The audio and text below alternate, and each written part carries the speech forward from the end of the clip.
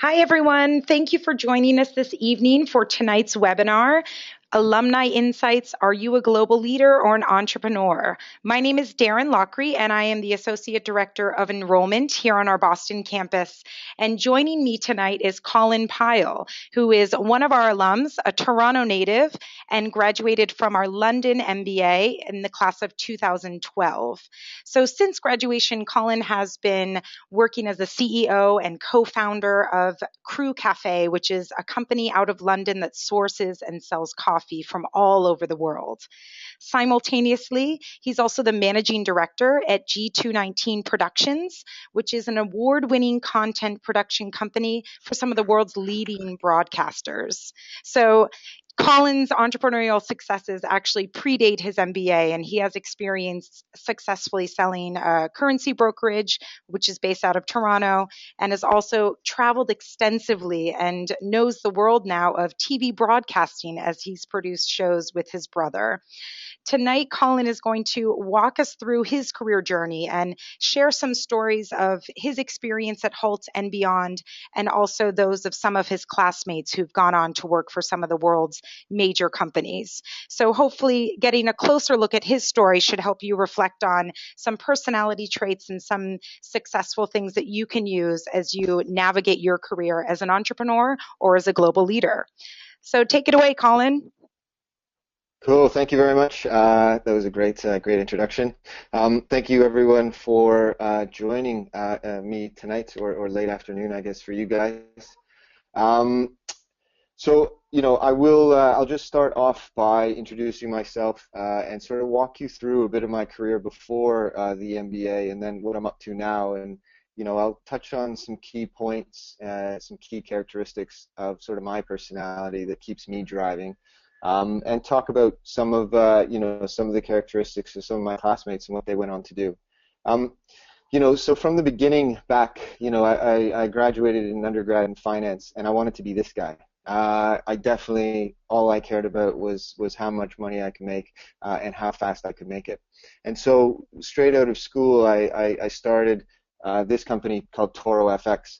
And what it was, there was a huge gap in the market, kind of 2005, 2006, where access to technology was, a lot further back than it is now, obviously. But small businesses that did maybe a couple 100,000 all the way up to $1 million a month in FX just really didn't get any attention from the banks, and it was very difficult for them to sort of hedge or understand forwards or options.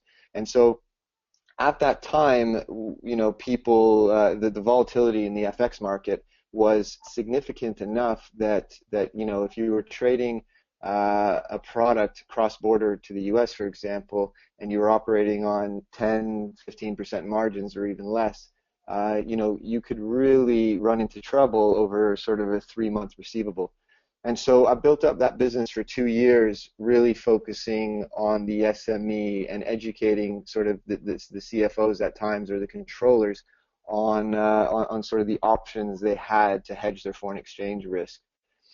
We built that up very quickly, sort of 18, 24 months later. I got approached by a company called Equity Transfer and Trust. Now, they were a publicly traded company in Canada. They were a transfer agent. So essentially what they did was they managed the share certs for publicly traded companies in Canada. And what they saw was an opportunity for us to essentially them to swallow my FX business and have foreign exchange sort of consultancy, if you will, as an additional service that they could provide their customers. Part of the deal, because we were so early stage, was that there was an earn-out. So there was a 2-year earn-out where I worked for Equity. Now, if you think about the timing, we closed the deal just sort of mid-June 2008, and 2 months later was when Lehman collapsed and the world kind of changed. So from my perspective, I went in and thought it was a good sale to Equity for various reasons, but one of the biggest reasons was their access to capital. My trading lines were getting maxed out, and I needed more cash to continue to grow the business and work with bigger customers that were doing bigger trades. And after Lehman collapsed, they really sort of contracted They wanted to focus on their core business, and so my sort of grandiose plans of expanding across the States and Europe with this FX business sort of got squashed. And so I grew the business across Canada. I built some really interesting models for them. One of the most profitable ones that they ran well past when I left was they often acted as an escrow for publicly traded companies that were getting taken out by foreign companies. And so what I implemented was I had them put a currency checklist on a share sort of voting mailer out to get shareholders approval for a buyout. And on the approval, it simply was a tick box of what currency you wanted your monies in. And so, on a big deal, a billion, $2 billion takeover of a publicly traded company in Canada, quite often I'd end up with, a couple hundred million in foreign exchange, and it created an enormous revenue stream for them. And so we literally blew through our 2-year targets in the first 6 months of the buyout, and then sort of I stuck around contractually for another 18 months, but it was painful at times. I find myself very much as an entrepreneur. I have been my whole life, and it's sometimes difficult to sort of work for a bigger company that doesn't want to sort of say yes to all of my ideas of growth. And so it really was, New York, 2010. My brother moved to China after his undergrad and has been there his whole life, and it's very much his adopted home.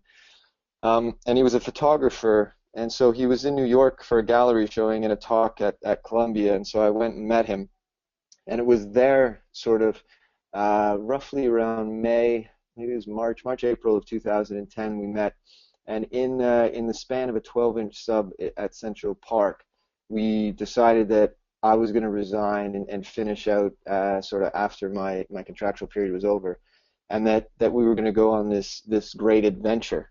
And we decided that not only should we go on this great adventure, but hey, why not film it and show people the real China. And that was big for my brother. At the time, he was a photographer, and the photography business was very much dwindling in terms of making a good living, because a lot of corporate customers that he had were cutting budgets, and so he wanted to move into film. And so we decided that we were going to make a TV show about riding motorcycles around China.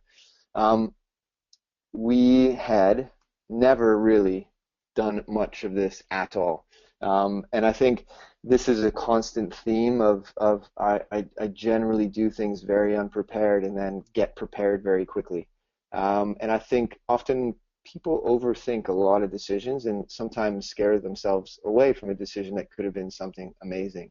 And I think never underestimate the ability to learn stuff quickly and to take risks and do stuff that are challenging.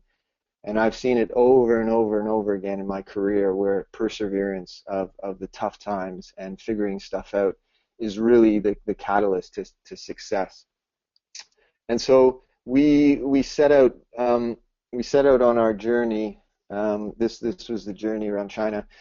Again, I had never been on a trip more than 250 kilometers before, and so attempting a 20,000 kilometer journey, ignorance was indeed bliss. And so we really wanted to go out and get sponsorship from a whole load of people. We thought China was, such a big news story, and we'd get sponsorship from everyone.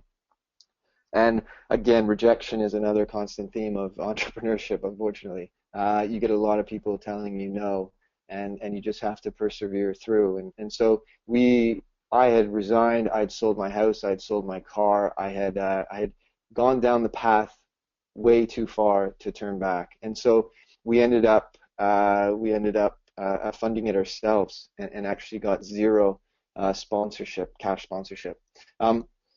I'll show you just a few pictures of the trip. I won't spend too much time on it, but we ended up riding these bikes, BMW 800 GSs. They were fantastic bikes. They took they cost a lot of money because in China there was a luxury tax, and so this added significantly to the cost of the journey and the production. Um, Sorry, this was a Canadian guy who we convinced to be the videographer of the film. He lived in China and he was sort of an active photojournalist and knew my brother well. And so we were able to sort of convince him to come on board for very little cash. In China at the time, big motorcycles were a complete anomaly. Very few people rode them around, and so when we were outside of sort of, really Shanghai and maybe a little bit Beijing, no one really knew what to do to expect them. Uh, this I always like to show this picture here. I'm a pretty good golfer, and on the right-hand side there you can see is the Yalu River, and on the other side of that's North Korea. And I always sort of I really tried to get a ball into North Korea, but unfortunately I didn't succeed. This is a picture of me at the border of Pakistan. It's about 5,400 meters above sea level. One of the coldest days and most miserable days of my life. When we left, we climbed from about 3,000 meters to 54 meters in a day. When we left, it was roughly 11 degrees out, and by the time we got to the top, it was -4 and snowstorm. Our batteries actually froze on our bikes, so it was a tough day. And then, again, if you look at our gear, we weren't prepared. We didn't know really how to prepare because it was so unknown for us, and you can't take everything. And so rain suits was one of the things that didn't make the cut, very, very stupidly. So from rain at the bottom of the start of the day to freezing sort of snow, it was just a horrendous day. But you look back and the pain, it doesn't stick out, but more the experience. This is an example of some of the amazing sort of landscape in Western China, some of the most beautiful parts of the world that I've ever seen, and a place that I'd love to sort of go back one day. That road on the left-hand side is G219, which is the name of our production company. We rode along it for about 3 to 4 weeks, and it's sort of 4,000 meters above sea level. And we said that if we could survive that, then we would name our production company after it, for good luck. This is just a quick example of, safety isn't always at the forefront of these trips, or in some parts of China in general. We ended up just sort of hopping on there, no helmets, no sort of signing your life away. But you got this view when you got up there. And again, I was pretty ignorant about Western China and places outside of the major cities. And so that was part of our journey, was to, in many ways, I was the viewer. And so the trip was to show China to me, but also to the viewer that doesn't really know much about it. This is just a quick shot of us in our balaclavas having a goof. This is an example. A lot of people, very stereotypical in China. People think everyone kind of looks the same, and that's not the case at all. There's so many variations and minorities and different languages and cultures all across China, and it's just a fascinating place. This is an example of my first camping. So I was literally 28 years old and had never camped, and hadn't gone further than 250 kilometers sort of in a day on a motorcycle, and never camped. And here I was sort of attempting this journey. So you can always persevere and do really whatever you want. This is just a brief example of sort of how you fill up gas in China. So there's so many two-wheel bikes that they don't let you fill up gas at the station. They make you put it in the teapot. However, it was quite inconvenient because our bikes had sort of 16-liter tanks, and so it was multiple teapots. And when you're filling up more than once a day, it can get tiring for sure. This is an example of Western China in Kashgar. It's the Idka Mosque. And again, I'm not a hugely religious person, but whenever you're in the presence of just mass religious belief, it is extremely powerful. And it's sort of a great experience to be there. And it was also an interesting experience from a control perspective of the Chinese government, and how they're definitely afraid of minorities and uprisings and gatherings of of large numbers. So it was interesting from both sides. This is just a brief view of an incredible glacier lake in Tibet. And this isn't a one-off. There's a lot of these around.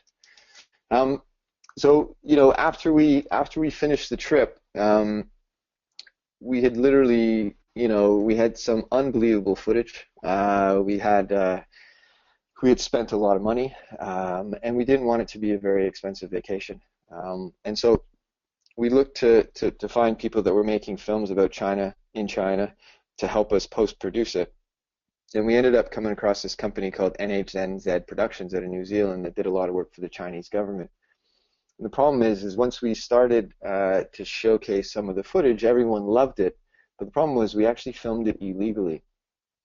And so no one wanted to take the chance to buy the rights because they were afraid of sort of not making friends of the Chinese government. So we actually had to go and retroactively get permits for it from the Chinese government, and ended up partnering with the Chinese government because they loved the footage so much. And they loved that we weren't out to make a political statement about China. We were just out to show people what China was about with sort of no filter. And so they worked with us with NHNZ, and we edited the footage to a 6-part TV show that we ended up selling to the Travel Channel. Now, I think it's important to say that making adventure travel shows isn't going to sort of get you the big house and all the cars. There's very little money to these days in content creation. But if you can build up a large enough bank of footage, it's relatively good recurring income. We're now on iTunes. We are now going into Netflix later this year. So we're getting there. And we obviously did India, which I'll touch on in just a minute. And so as we continue to get more and more of sort of more shows, more hours, it starts to make a bit more sense.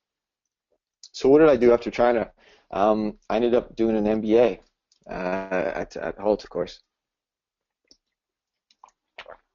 And a lot of people ask me, sort of, with my background, I'd already sold a business. I had created a TV show. We actually were awarded a Guinness World Record for China as well. Sort of why go do an MBA? And a big part for me was that I wanted to grow my network. I wanted to move to Europe. I wanted to continue to be an entrepreneur, but I wasn't sure what I wanted to do next. And so in many ways, an MBA for me was to freshen up on some of my skill set, primarily soft skills, because I had a background in finance, but also work with international, an international group of people. And I think it's a great opportunity for me at the time to really take myself in many ways out of society and just think and just study and just use my brain in a different way than working every day. And sort of meet lots of interesting people, talk about lots of interesting ideas, and sort of figure out what I wanted to do next. Towards the end, I'm happy to answer lots of questions about Hult, and even after the webinar, if you guys want to drop me an email later, or have specific questions, happy to answer. After Hult, I ended up going and doing another trip around India. We had got a lot of traction with the China trip. We had got a lot of traction from some sponsorship and stuff like that. So we said, let's do another trip. This was the journey. It ended up being about 54 days and just over 15,000 kilometers. We ended up riding the Royal Enfield. One of the big issues in China was that when the BMW broke down, no one knew how to fix it. And again, we were relative novices, so it was very challenging for us to get parts and get people to fix it. And to the extent where we got stuck in Western Tibet with my brother's broken clutch, and I had to actually get the part couriered from Toronto. My buddy runs the BMW dealership just off the DVP, for those of you that are from Toronto. So got that couriered to Hong Kong, got it smuggled in from Hong Kong to mainland China, and they got it smuggled from mainland China to Tibet. And the problem is, the reason it had to be smuggled is because you can't actually import parts for motorcycles as an individual in China. So, and then I ended up fixing it off of a forum that I found online that sort of taught you how to fix a clutch. So again, it's unbelievable if you put yourselves in situations where you have no idea what you're doing, what you can actually accomplish. And I think so few people these days stretch themselves that far that that they don't know what they can actually do. This was us at the beginning of the trip, sort of clean shaven, ready to go. This is a very typical sort of viewpoint in India with lots of not taking too much safety precautions. This is unfortunately how I spent most of the trip. The pollution and smog was unbelievable, and I often tell people that that I didn't smoke my whole life, and I should have just continued because the damage that must have done to my lungs is probably probably not so good. The other thing, you know, we always like to do cool stuff when we're doing these trips. Jumping off a mountain was one of them here. We ended up paragliding.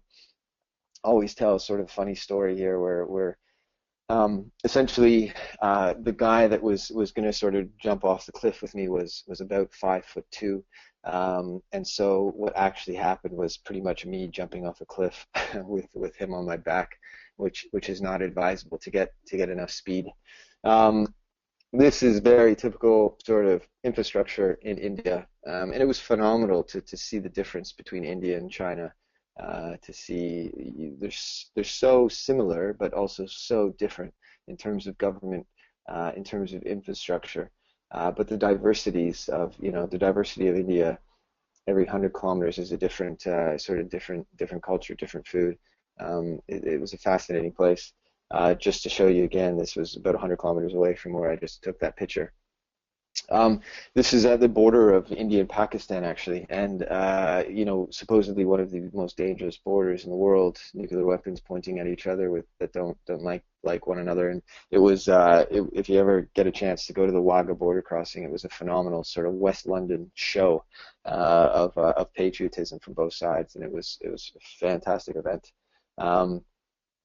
Construction was everywhere. In India, and they don't really close the roads and create new roads. They just sort of, you just have to kind of work around it, which can be challenging. This is a golden palace, which is the Sikh sort of the center of the Sikh religion in many ways. And again, it had a lot of similarities around the Idka Mosque in Kashgar, where it's just this mass drive of people that are so passionate about their religion and beliefs, and it was a very special place. I really enjoyed sort of spending the day there and learning more about Sikh religion. It's as I knew almost nothing about it. The traffic and the accidents in India was unbelievable. We saw crashes almost every day, and we were very lucky to sort of make it out in many ways. This is a gentleman not participating in the best safety standards, and again, you saw this sort of stuff all the time. Again, one of the reasons we rode Royal Enfields was so that we could get them fixed whenever they broke down, and it worked like a charm. They were definitely not even close to as comfortable as BMWs, but when they broke, you could fix them pretty much by the time you stopped rolling. This is me at sort of one of my worst points. I ended up losing a lot of weight actually in India, and this was an evening where we were riding along the border of Bangladesh and India, and I almost ended up hitting a little girl in a small village, and sort of it was a very touch and go moment, and so we got to the hotel and they had no power, and so it was towards the end of the trip, and I was in pain, and not doing so well, as you can see. It's my Walking Dead picture, I call it. The Darjeeling, we went to an incredible tea sort of plantation, which was good fun, and a place that I encourage everyone to go have a look if they do get there. This was our team again, the same cameraman. We recruited another a cameraman at the Taj Mahal, which was our second last day. Heavy beards. This was us at the finish, and this is what I look like before and after a journey. So definitely takes its toll. Um, we ended up doing another book for the India ride. We did a TV show again, six part series, and it was another great journey. Travel Channel, and I bought it again. One thing with productions, it's a lot easier selling people things a second time, and it allowed us to have an additional sort of 6 episodes, and it's really hard actually to sell shows in small quantities because it's a lot more work if you think about it, for sort of the stations. They need to purchase more shows, and so the more you have, the better it is, and absolutely. So in many ways, I say sort of I had to plug myself back into the matrix after these trips, and I did indeed. One of the things I did, so I came back to London and was kind of looking what I wanted to do next, and I didn't necessarily know. And so what I wanted to do was continue networking, continue meeting cool people. And so I started up a podcast called Silicon Reel, which was all about the tech scene in London. Um, and I interviewed some of the top people in tech from around the world. Uh, Huddle is $1 billion company. Freelancer's $1 billion company. Simon Cook's one of the biggest VCs in Europe. Underneath him is TransferWise Tabit, also $1 billion company that Andreessen Horowitz just invested in. Eventbrite over there, it's $1 billion company. So it was a great way for me to network. I call it sort of a network hack, and sort of learn from these people as well, and sort of get on the cutting edge of tech and figure out what I wanted to do next. I ran out of time, and so I no longer do that just because it was very time consuming. And so what I do now is I do a talk every month at Shortage House, which is part of the Soho House group, in East London, and I interview sort of the top people from around the world in very much a fireside sort of chat. And again, I just enjoy learning. I enjoy hearing stories. This is Greg from One Fine Stay, who I just had on the other week. So again, it's a great network hack for me. It's phenomenal learning, and it's something that I hope I'm lucky enough to continue to do. I then often say focus, focus, focus. So during all this, I had sort of already been running crew in the background, getting it started, and it got to the point where I needed to focus. I needed to really take crew to the next level, and spend my time and energy on the coffee. Coffee. This is kind of what it looks like in London now, pretty much everywhere, but it didn't always start that way. And I think it's interesting if you look at the coffee industry over the years. It's called in many ways sort of 3 waves, and the first wave was all about volume. It was instant coffee, where people just sort of were happy with instant coffee and some hot water.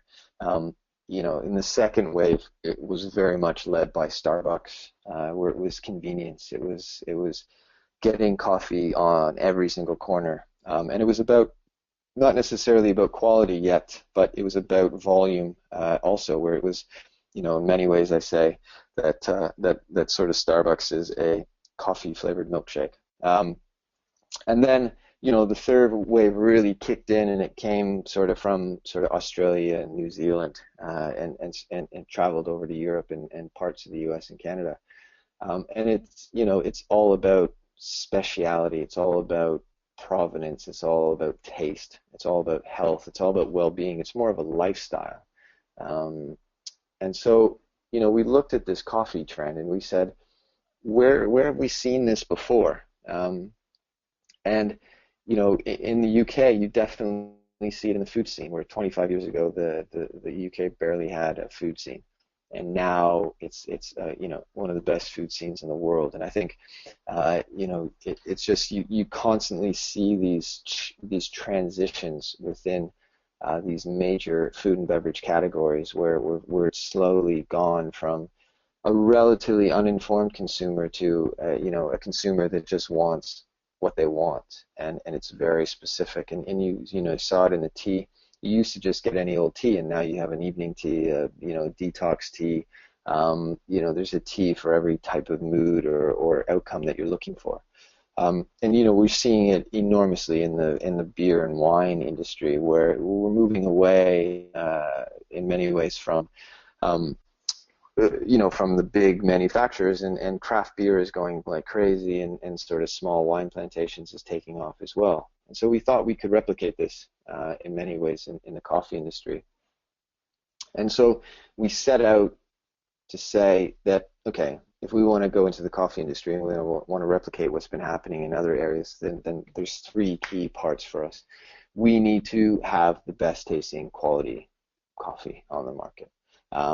We need to have, you know, it needs to be craft and provenance, artisanal, all of these boxes we had to tick.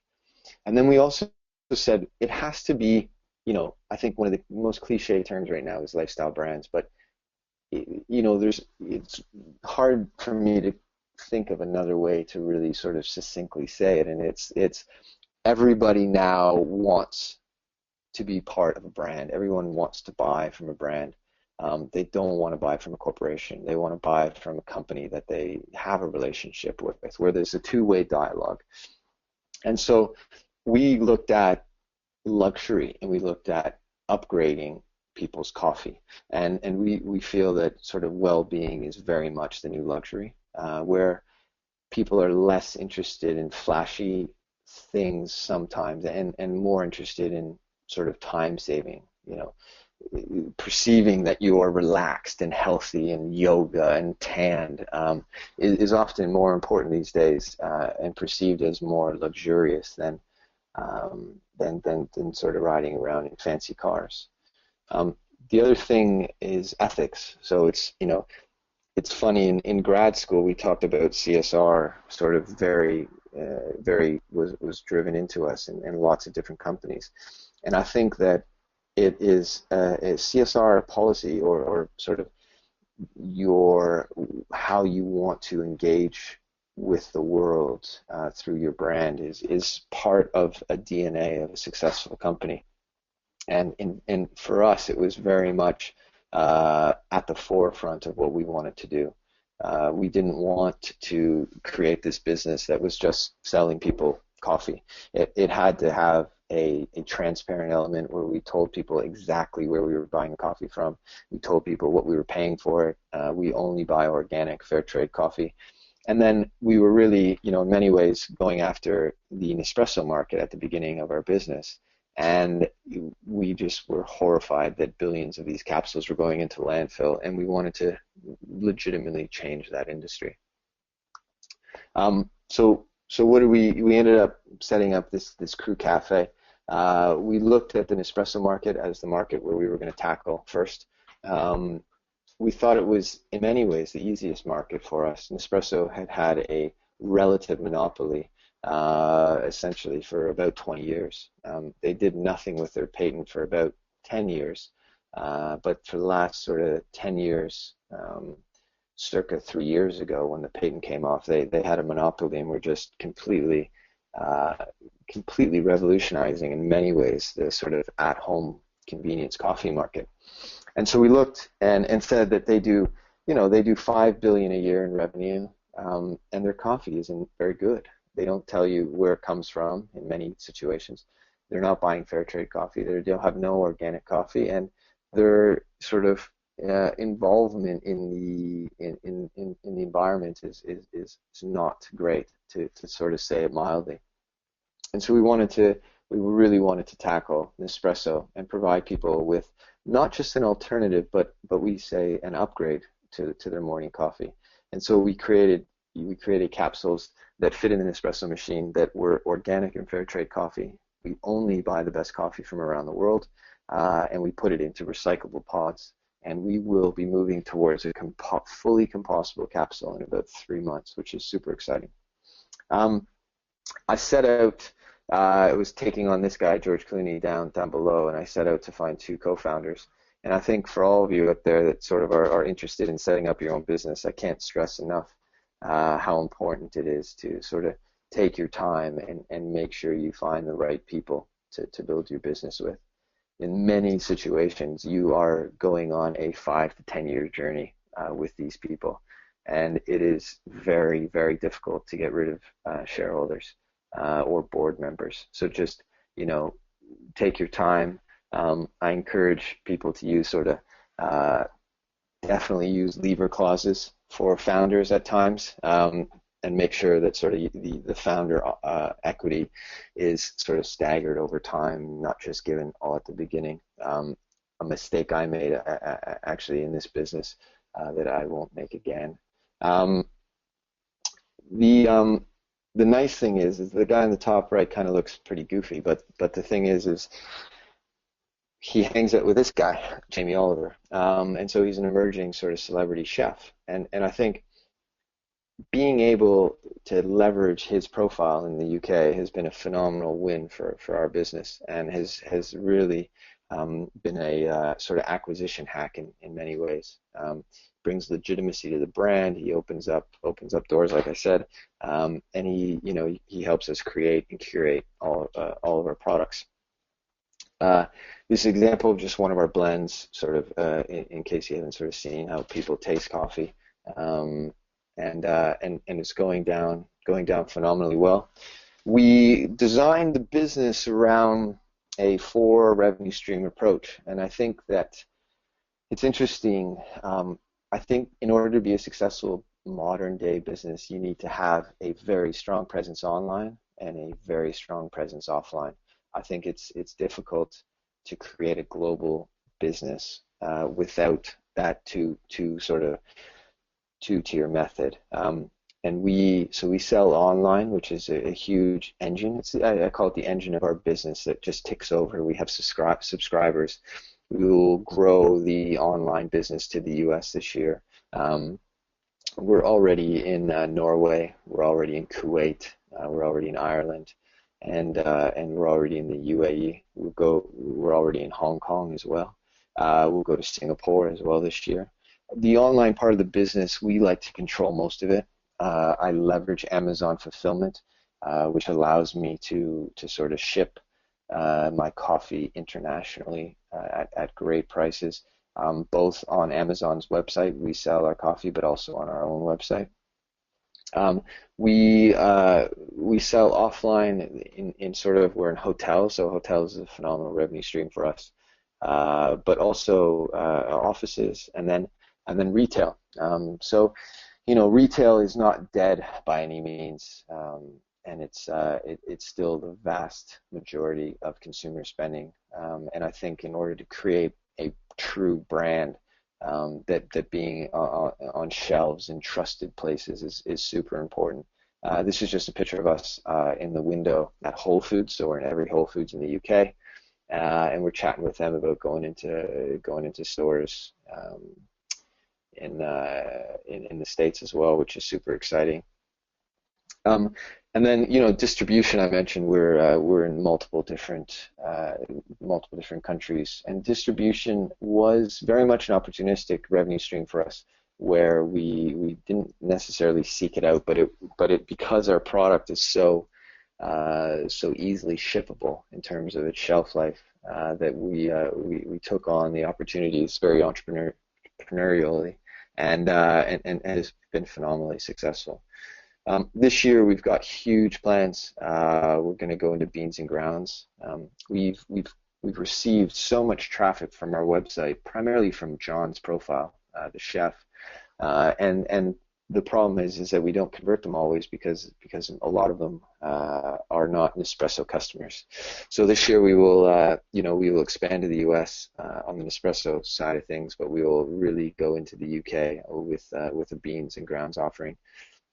The coffee industry here is just is absolutely going mental, and it's just huge growth opportunity.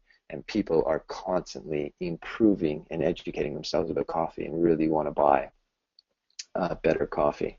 Um, this is just our kind of four blends, just to give you an idea of what we're looking at.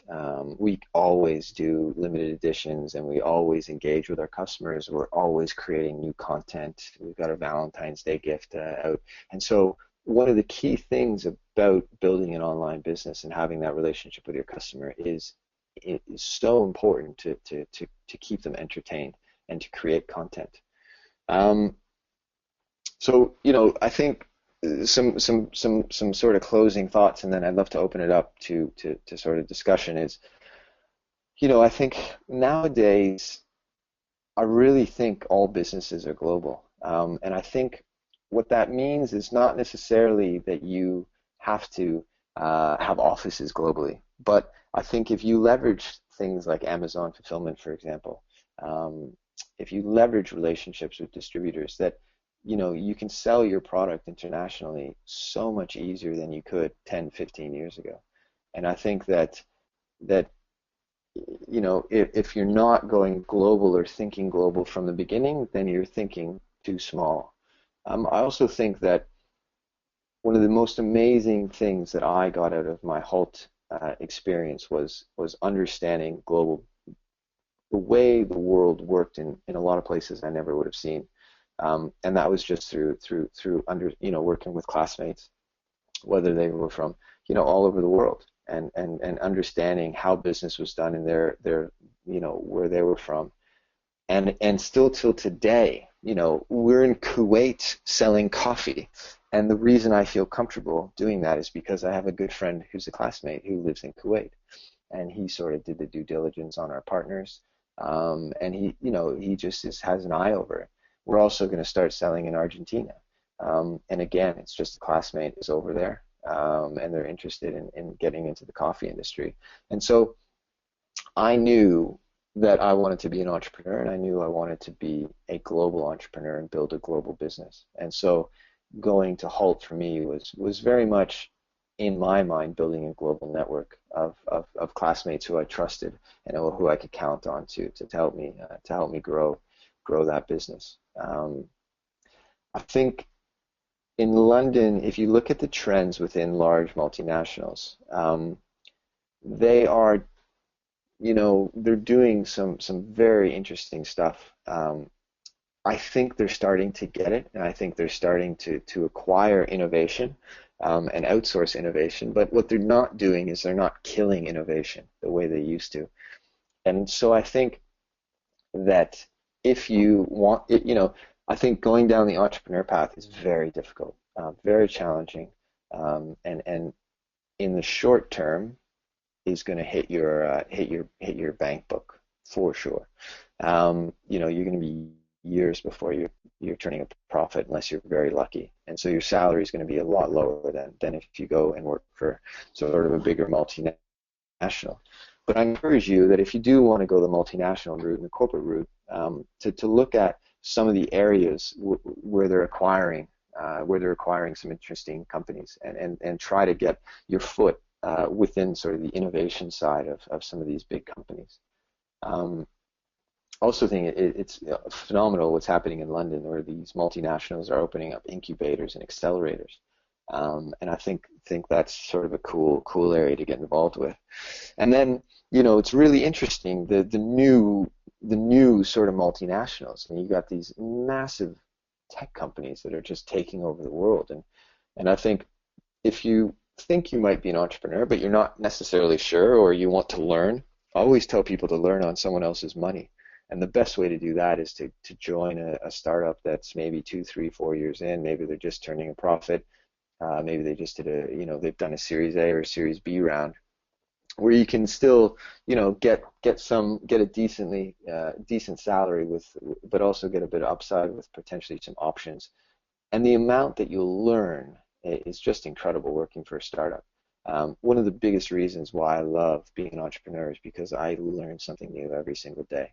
My background was finance, and FX, I learned something new, and then production, dealing with global production companies, I learned something new, and dealing with the whole industry of content and digital content. And then the coffee industry, I literally learn stuff every single day, and I think it just really keeps you fresh. Um, and I think, for me, where I'm going is, I really want to continue to grow my production company with my brother. We are doing a 24 episode webinar, 12 minutes each, for the Chinese market, which is really cool. He's touring Canada this summer. It's a Three Oceans tour of Canada that will be filmed and done in Mandarin for the Chinese audience. So it's really interesting that we're making this digital content for the Chinese market. My brother did season 3 of Tough Rides, we call it. So we did China was season 1, India season 2, and he did Brazil last year. I unfortunately couldn't. I was just too busy in London. And he will do season 4 this year in Indonesia. So very, very busy, doing stuff all over the world, and really, really enjoying it. So I think I'll end there. I hope you're still with me. My website, colinpyle.com, my Twitter is sort of PyleC, and my email is just my first name and last name @gmail.com. So feel free to drop me a note, and just give me a few days generally to get back to you. And I'd love to take some of your questions.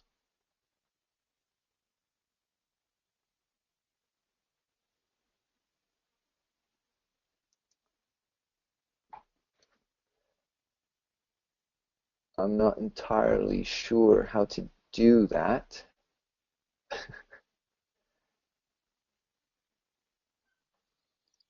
So for anyone that does have questions for Colin, you can actually type them in that questions box. And then, Colin, you'll be able to see what people are sending you. Perfect. Should I still share my screen? Do you guys want to see these questions too? Or? Okay, question, what is the leaver clause? Leaver clauses within a sort of shareholders agreement is a way for you to have bad levers or good levers if people leave. So I've seen it so many times before where people, founders, they'll sort of have an idea. Say there's 3 people or 4 people that have an idea, they split the equity equally, but 1 or 2 of them end up running the business, and the other, 1 or 2 just sort of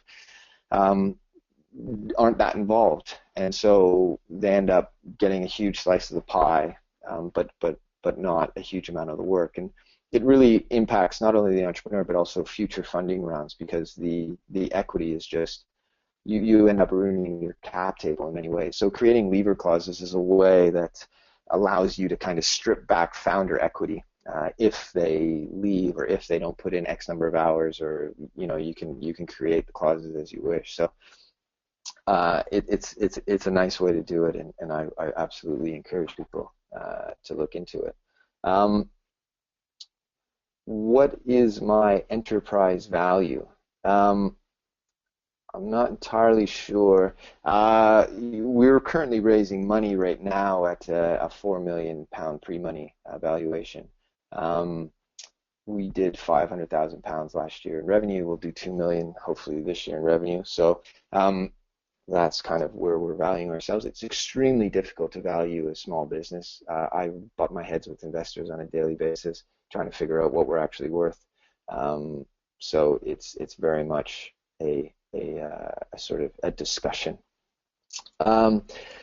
Obviously, every individual is different and should be based on his or her merit, but as being Canadian helps you when entering international markets. I think, I think it definitely hasn't hurt me. I think having English as your first language is very helpful. I think there are a lot of Canadians around the world, which is very helpful. Canada is, such a diverse country that you really have, in Toronto specifically, such a multinational country. So I think it's definitely helped me, but I think from a visa perspective, it can help you too. It can make things a little bit easier, but I don't think, being Canadian is relevant to sort of my success. I think that you can do you can do anything from no matter where you're from. So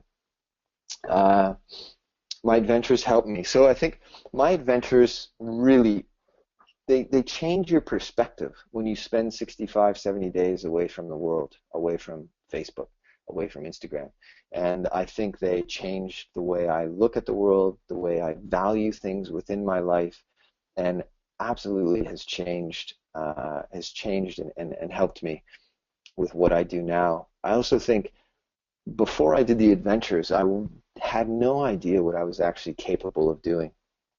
And on every day on my adventures, I would sometimes surprise myself about how far I could go or how far I could push myself past where I thought was the end point. And I think doing great adventures and doing these great feats really allows you to push back where previously you thought was the end line. And so constantly changing that goalpost, I think, is valuable to know that you can do whatever it takes.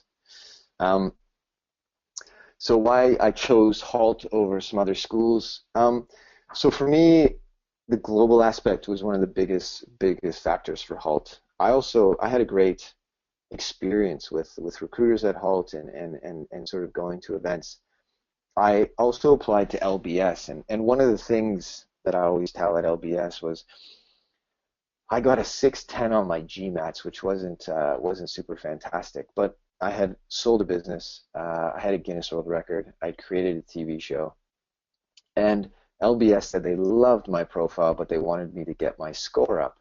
And at the time, I was just, to be completely honest, I was extremely busy, and spending a month or two studying for my GMATs wasn't at the top of my priority list. And I just said, you know what, I don't think this is the right school for me if they put so much emphasis on a standardized test and a number. And so it really put me off. And so so dealing with Hult was a much more sort of bigger picture of what I had done and what I was looking to do, and it was just the feeling was was nice and new, and I felt that it was more of an entrepreneurial school, and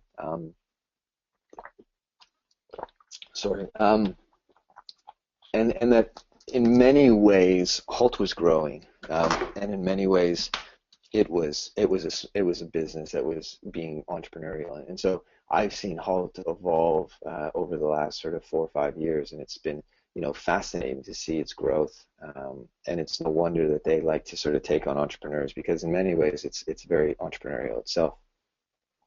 Did Hult help you get any funding for your business? Hult helped me. So Hult actually sponsored my India motorcycle trip. So they actually cut a check, which was fantastic. And then actually, I continue to be very close with Hult. I go to tons of events. And one of the events I went to, I met one of my current investors. So it's just one of those things. You go to an event and you network, and you never know who you're going to meet. And so Hult helped me get funding that way. I think, as an entrepreneur, when you go into an investment office or a VC or anything, having an MBA and having a global MBA, it definitely helps. It definitely allows them to have a bit more confidence about your work ethic, about your connections, your global network, it 100% does not hurt, and absolutely weighs on the good side. Got it. That's good. Okay, for a cause. On physio, building a new business, providing treatment in people's homes. Do you have any hints, tips for me as a new startup? I think just I often say that it's better to make the wrong decision on Monday than the right decision on Friday. And I think people get paralyzed by perfection in startups. And so I think one of the best advices that I have for people starting new businesses is just start. Just get the ball rolling. Otherwise, you'll just be sitting there waiting for it to be absolutely perfect. So, just get that first home and just get started. And you'd be amazed at at what you can do. Your first iteration will never be perfect, and so don't necessarily aim for perfection at the beginning. Just try to learn and iterate and pivot and sort of get the best product you can out there, but also just get it out there. What are my three top goals in life? So I think that's a tough question. I think I definitely want to be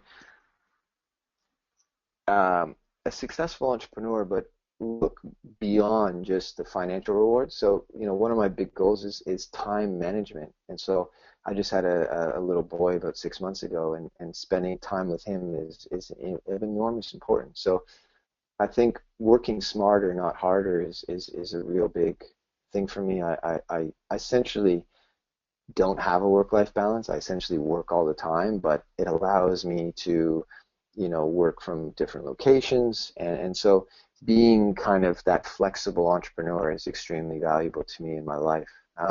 Also, another goal, I guess, would be creating something that people love. It's a phenomenal experience to create a product and go through that journey. And then, I want to leave something behind. I want to leave a legacy. I want to change the way people do things or the way people think. And I'm not sure coffee we're there yet, but I've still got a long way to go. When choosing a campus for your Hult MBA in finance, would you recommend London or Boston as a home campus? Yeah, I think if you are looking to go into finance, I think you are, London is in many ways the financial capital of the world, with sort of New York and Hong Kong. And so, I set out when I did my MBA to have 2 coffees with people that I thought were interesting every week, and I did it. And so in London specifically, I can't necessarily talk to Boston because I wasn't there. The ability to network with the finance industry, the tech industry, the media industry is incredible. And it really, doing your MBA is such a great introduction to people. You can get anyone's email or Twitter. And so you just email them and say, hey, I'm doing my MBA. I could pick your brain over coffee for 15 minutes as I'm thinking about maybe going into your industry. And you get a high success rate. Don't have a specific question, but appreciate you taking the time over. You get a lot. Thank you very much. Perfect. During your year at Hult, did you study at other campuses other than London?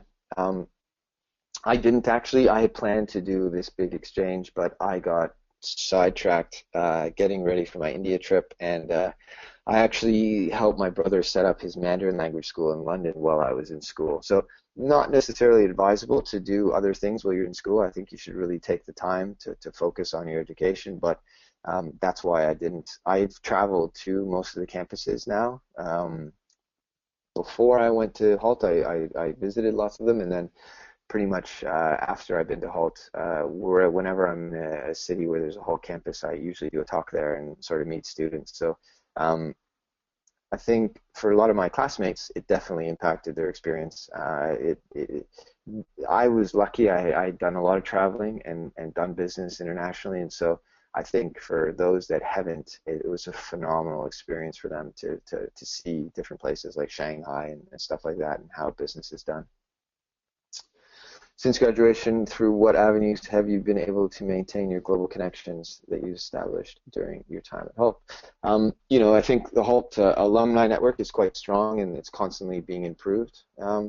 But Facebook and Skype are phenomenal sort of ways to keep in touch with your classmates. I was chatting with my buddy from Australia this morning, who I went to school with. So, I think you need to be proactive with any long-term relationship. You just can't sit back and hope that you'll just keep that relationship strong. You need to work at it, and so you need to keep in contact with your classmates and see what they're up to, and figure out who they know and who you know, and how you guys can help each other. Visiting Hult campuses. I was just in the one in San Francisco in December. I am speaking at the one in London, I think next week or the week after, the undergraduate campus. I'm looking at maybe going to the Global Summit in San Francisco this summer, but outside of that, Not, it doesn't look like it in the near sort of next six to 10 months. Um, Region of the world are you most optimistic about in terms of economic growth in the future? I think the world is in a interesting place, to say the least. I think I could spend hours talking about this question. I, the emerging markets aren't going anywhere. Cheap oil is going to be a fantastic thing for emerging markets. So I think, well, China and India are slowing down. I don't necessarily think they're slowing down. I just think they're coming to more of a consistent pace where they can sustain it and grow. So I think emerging markets is really exciting. And I think the States and Europe is exciting. I think London is just it's got such a heartbeat of innovation that it's phenomenal. I think I'm very optimistic about the economies in the West, and so I think it depends what you want to do, but I'm generally optimistic about everything. How many hours a week on average do you spend on your startup? So again, I kind of never stop. I probably spend about 50 to 60 hours in the office a week.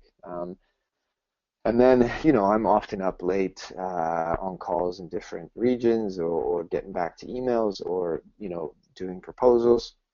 So it's one of those things where I just get stuff done that needs to get done. It's not a fixed amount of time. It's more based upon projects. And I manage a team of about 20 people. So, you need to be able to delegate and trust other people when you're running a business. And so often I spend a lot of my time monitoring the work of others, which is an efficient way to use your time if you hire good people. What one word would you use to describe the difference between entrepreneur and global leader? One word to describe the difference. I think I think an entrepreneur is they're slightly an odd person. They choose to put themselves through enormous pain and are sort of larger risk takers. And in many ways enter into the global market from the bottom up, which is very challenging. Whereas I think global leaders from multinationals, have a much bigger company behind them to help them grow whatever category they're trying to grow. And so I think it's more of a intelligence finesse game as a global leader, and I would say entrepreneurs, more of a sweat game. Sorry, just trying to get through some of these here. Have you ever thought about venturing into the Caribbean with your business? Not really. I've been to the Caribbean. I love it very, very much. A good friend of mine runs a company called Jack's Cocoa. They just opened up a bottling plant, I believe, in the Dominican Republic. So yeah, it's not, to be honest, not on my list. But you never say never. Leadership skills that have most helped to shape your business. I think the biggest one, I'll sort of answer quick. Self-awareness is so important. Hiring smarter people than you and not being afraid of it. I constantly try to put myself out of a job, and every time I hire someone that can do what I do, it's fantastic. It allows me to strategize, think bigger, and find new things to do. And I think having the self-awareness to know what you're not good at is so important. And having the self-awareness to know that you may not know what your customer needs, and so go out and ask them. What are three of your main qualities of ethics in life and in running a business? How do they both coincide in your life and business?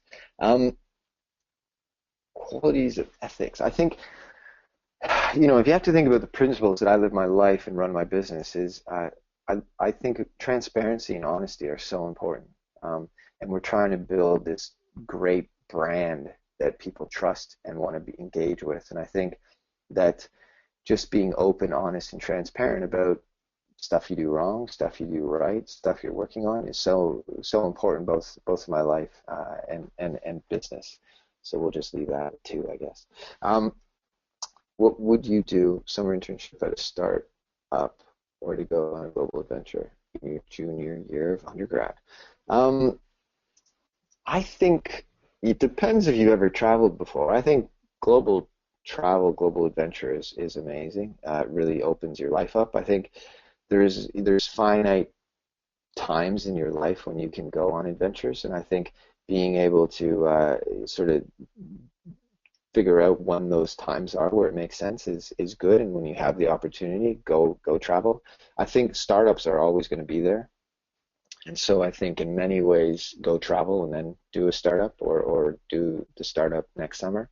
Um, but I think both are phenomenal, and maybe you can go on a global adventure and work for a startup in another country and sort of hit both of them. But I think they're both great things that everyone should do.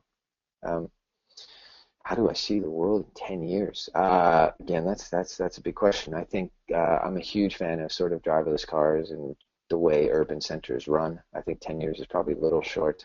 Um, but I think the world is going to be consumer-driven place. I think we're in this consumer revolution where the consumer can make huge moves for corporations, and I think that's not going to change at all. And so I think to continue to understand and build relationships with your consumers is the way forward, to build great businesses. And I think that uh, that you really have to be open and transparent, or else you're just going to get caught. I think it's impossible to hide things. Nestle is one of my competitors because they own Nespresso, and they just keep getting caught left, right, and center, and I just don't know when they're going to learn. So that sort of stuff is just going to be more and more relevant.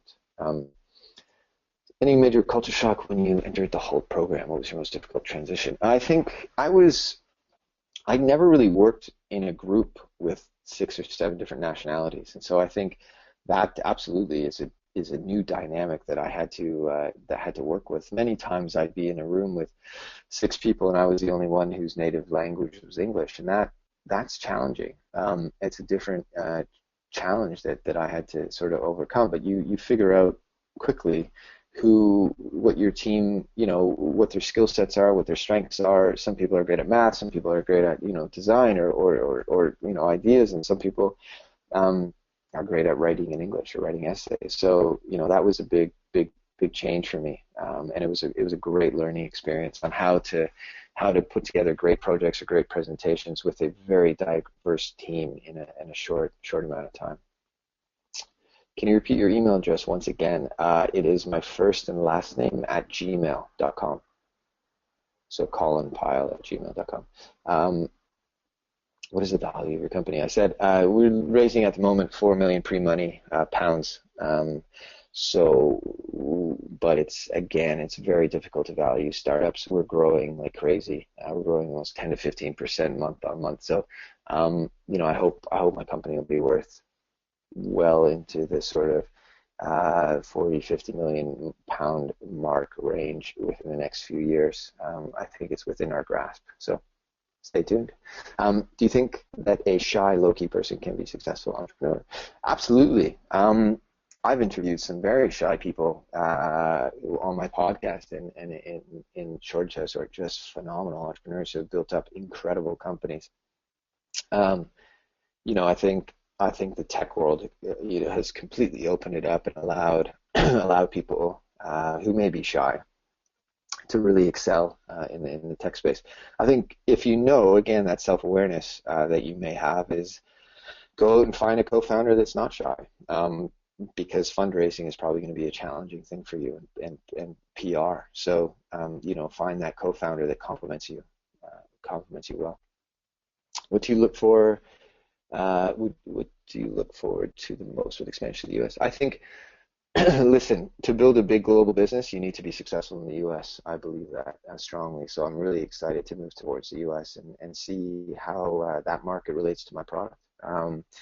It's a great opportunity. The ability to sort of access a 300 million person market that all speak the same language is incredible. And so, in many ways we've done well in the UK, but I think it'll be a real insight to how we do across the pond. Understanding after reading the brochure, would you agree the program is more hands-on than in classroom setting? Yes, I think absolutely. I think they're even moving more and more towards sort of hands-on. We did action projects. I believe they don't do that anymore, but it's just it's called something different and it's a little bit different. But case studies and conversations and projects and presentations, I think is all just such valuable lessons and skill sets that everyone really should work on, and no one's perfect at. I think that's it for those of you that are still around. All right. Well, Colin, thank you so much for sharing some insights into your journey thus far. And thank you, everyone else, for tuning in. Again, if you have any follow-up questions that you didn't get to tonight, feel free to email Colin directly. You can also reach out to your director of admissions here at Hult, and we would be happy to forward any questions that you have for him after the webinar. So thank you again. I hope everyone enjoyed and have a great evening. Thanks, Colin. Cheers. Thank you guys very much. Take care.